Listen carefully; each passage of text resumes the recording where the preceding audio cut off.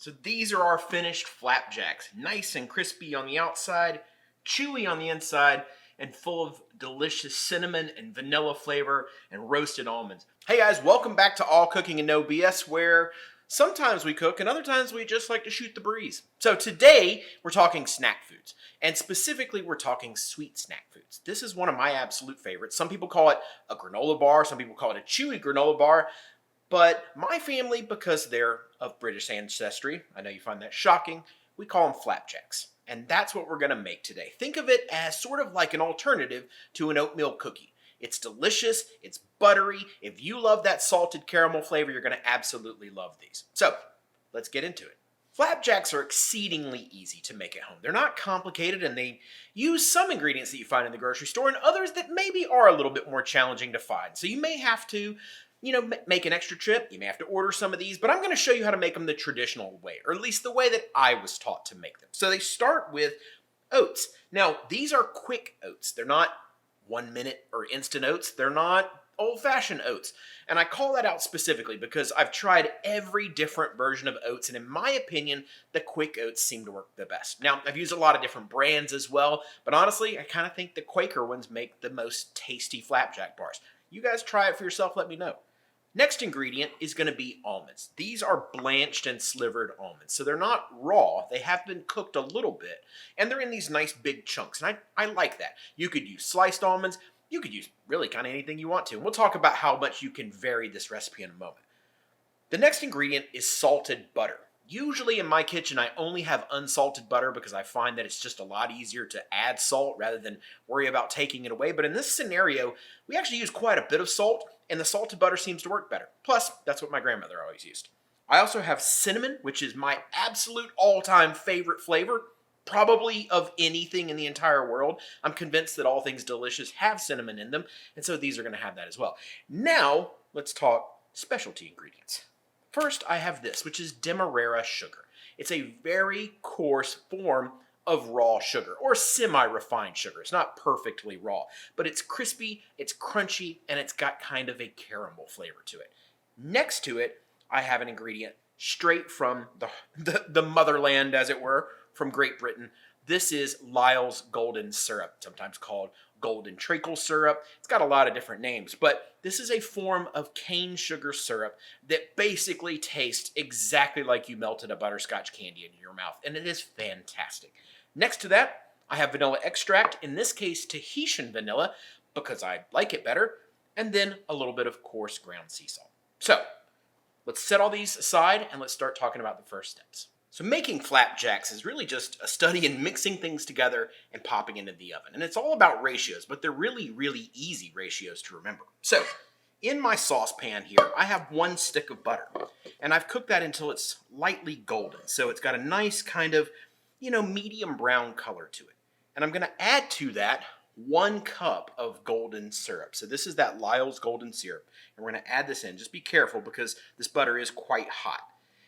I also use this rubber spatula here because we want to make sure we get every last bit of this syrup in here because this stuff is liquid gold. It's fantastic, but it's also a little bit on the spendy side, if I'm being honest, because it is an import. Now, there's a way to make it yourself at home, and if you guys want to Google that for homemade golden syrup, by all means do. I'm just kind of a fan of the original. So we're going to add that in. Now I'm going to add my cup of demerara sugar as well. Just give this a mix. And again, be careful. Don't burn yourself. And all I want to do is just get the syrup dissolved into the butter. I don't care if the demerara sugar dissolves at all, actually. I think it ends up with a better texture if you don't let it fully dissolve. So mix that up. That looks pretty good to me. Let's go ahead and add our cinnamon. I have 1 whole tablespoon of cinnamon, which sounds like an outrageous amount, and it kind of is an outrageous amount. But I really like cinnamon. You could reduce that if you wanted. If you hate cinnamon, well, probably make a different recipe, but you could also omit it. You could change it to something else. And so this is a really fluctuating ratio. For me, I like the flavor of the cinnamon to be really pronounced. Call it maybe the primary flavor profile of this. Mix all of that in, and I add the cinnamon to the butter because cinnamon dissolves in fat. Anyone who's ever tried to sprinkle cinnamon on top of, a cup of coffee or something like that knows that it lumps up, it clumps up. But in fat, it'll fully dissolve. So remember that. If you're mixing it into butter, it'll dissolve. If you're mixing it into water or something like that, it really won't. So give that a good stir. Now let's add our vanilla to it. And I have a couple types of vanilla. I already mentioned the Tahitian vanilla, which is what I have right here. I'm going to add 1/2 of a teaspoon of Tahitian vanilla. I'm also going to add 1/2 of a teaspoon of vanilla paste. This is the stuff that has kind of the flecks in it. And this is an alternative to using vanilla beans. And this happens to be a Madagascar vanilla. So I'm using 2 different types of vanilla in this, and they, believe it or not, have pretty different flavor characteristics to them. Now, some people are fans of one or the other much more so. I kind of like them both. I think they're very, very different. The Tahitian vanilla is extremely fruity and floral, whereas the Madagascar vanilla is a much more warm kind of, call it classic vanilla flavor. I like to put both in here. Give that a good stir just to make sure that it dissolves. The paste, sometimes you have to watch it and make sure that you don't have any clumps of that.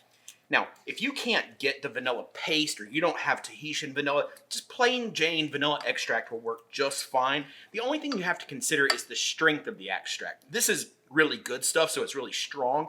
So in total, I've used 1 full teaspoon. If your stuff is a little bit on the weak side, you may have to add a couple teaspoons to it for it to kind of come through. So give that a really good mix. And it should look pretty emulsified now. So you can still see those clumps of demerara sugar in there, but the syrup has emulsified into the butter. And that's why we added it in the order that we did and continue to stir it, because that's kind of improves the end texture. Now I'm going to add my almonds to it. And I start with the almonds for one reason only, which is it's just a smaller quantity. It's easier to get them mixed in, because once you add the oats start drinking up everything. So give those a stir through. And last but not least, our oats. I have 4 cups of quick oats here. So let's go back over that ratio again before I add it. 1 stick of butter, a traditional American-sized stick of butter. 1 cup of golden syrup. 1 cup of demerara sugar. 1 teaspoon of vanilla. 1 tablespoon of cinnamon. 4 cups of oats. So pretty easy to remember there. Now, sprinkle these in. And I kind of add them a little bit at a time, not because I'm worried about, messing anything up, but because it's a heck of a lot easier to stir them all through if you add them a little bit at a time. And as I'm adding them, I am stirring them. Now, I've seen a lot of recipes for flapjacks online that to me look like they don't have enough liquid in them, to be honest with you. I think that's a matter of personal preference. Some people see a granola bar or a Chewy granola bar as a healthy kind of thing. And I suppose in some ways it is. It's fairly densely nutritious, so it's good for, taking with you on a hike or something like that. But in reality, this thing has a lot of fat and a lot of sugar to it. So I don't see this as a healthy alternative to anything. I see this as a sweet snack food. Maybe an alternative to an oatmeal raisin cookie or something like that, perhaps. But to me, this is not health food, so I want plenty of butter, plenty of sugar in here. This is a sweet treat for me, something that I might eat in the afternoon with a cup of coffee or a cup of tea or something like that. So we get it all mixed together, and it kind of has a crumbly sort of, I don't know how to explain it, but sort of a rough texture to it. That's what it looks like. Just really make sure that you have it all worked in. And there is no version of this where you can overwork it in reality. So I'm kind of giving it the beans here and making sure that I've fully incorporated this butter and sugar mixture into the oats. All right. That looks good to me. So I'm going to set this over here for 1 second, only so I can grab this. This is a quarter-size sheet tray.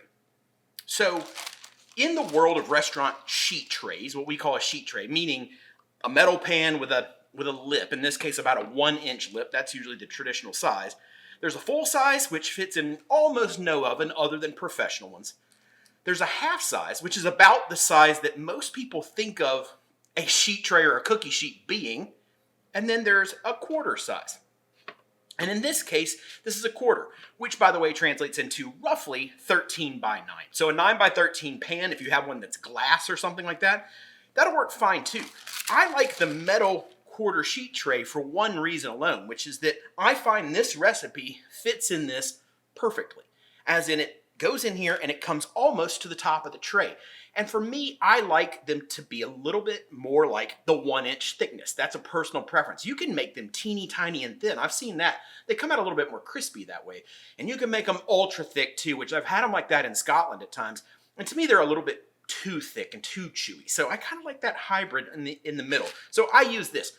By all means, use whatever kind of pan you have. That's not the critical part, but you will have to adjust the baking time a little bit based off of that. What I'm gonna do is use this one, and that's gonna translate into 30 minutes in the oven. My oven, by the way, is at 325 degrees Fahrenheit, and that's at normal bake, not convection, just plain Jane bake, and it's already heated right below me and ready to go. So let's pour our mixture in here, and when we do so, you'll notice we have a lot of parchment paper. That's what's sitting on top of this.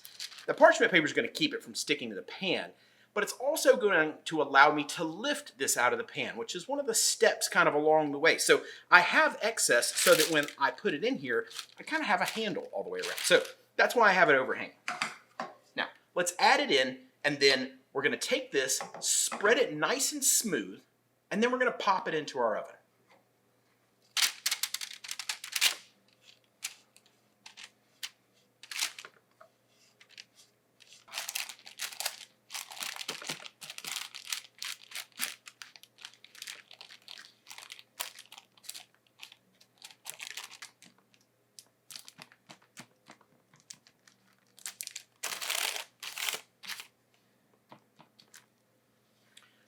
All right, guys, that's it. Packed into the pan, nice and even, comes all the way up to the edge of this pan, which is what I want. This is gonna give me, that 1-inch thick, nice, beautiful flapjack bar. And all I'm doing is just smoothing this down so that it's as even as possible, doesn't have any huge lumps or ridges in it, so that it bakes nice and even.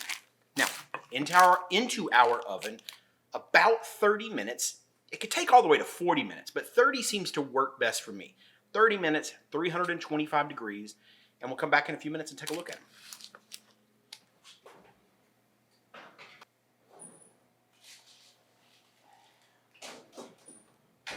Okay, guys, I lied to you. First of all, it took a full 40 minutes for these to be ready, but this is what they look like. And the reason that it took 40 minutes as opposed to 30 is that I'm judging this based on two factors. One is the color, and I want a nice golden color around the outside, maybe even like kind of a deep golden color, in all honesty. The second is that the center or the inside of this should puff up just a little bit.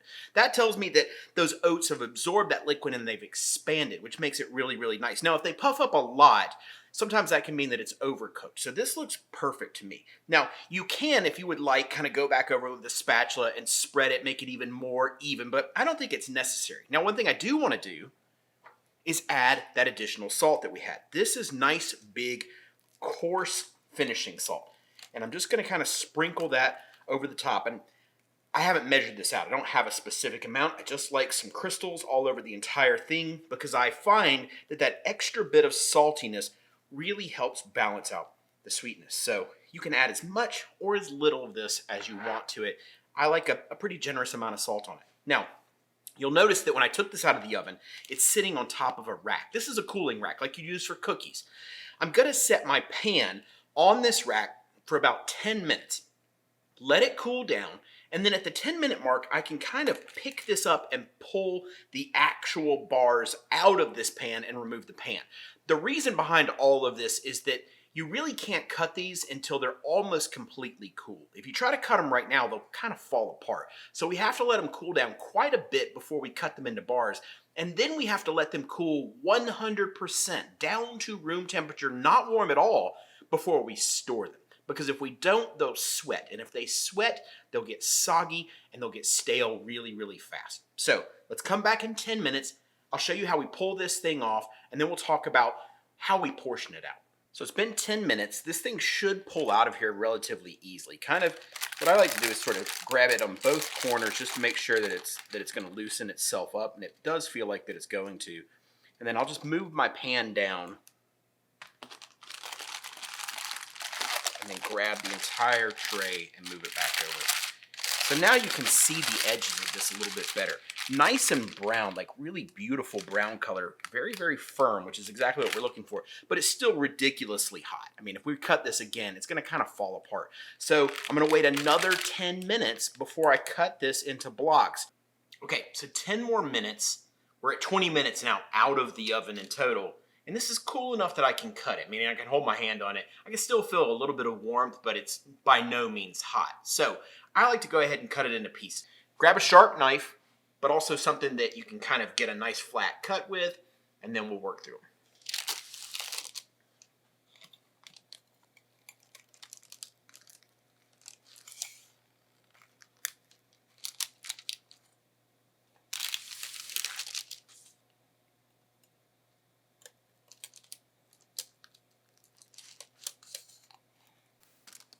So now that we have these cut into our little squares, let's grab our cooling rack again, and we'll just kind of do a little shimmy here. We'll move these over, put our cooling rack back up here, and then just pull these off, a couple squares at a time, move them over to our cooling rack so that they can cool down completely.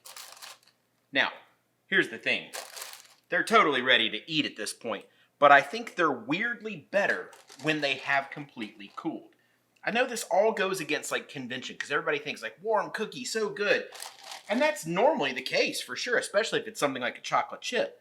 But as these cool, their texture improves. They get to have a crispy exterior to it because the caramelized sugar really sets and almost makes a crispy, crunchy outside to it, and then a chewy interior.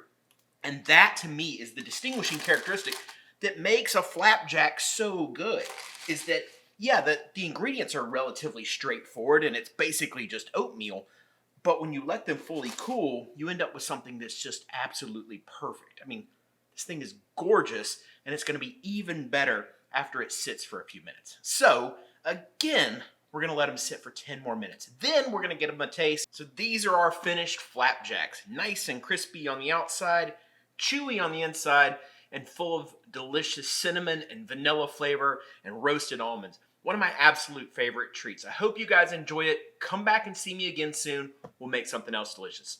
Y'all take care.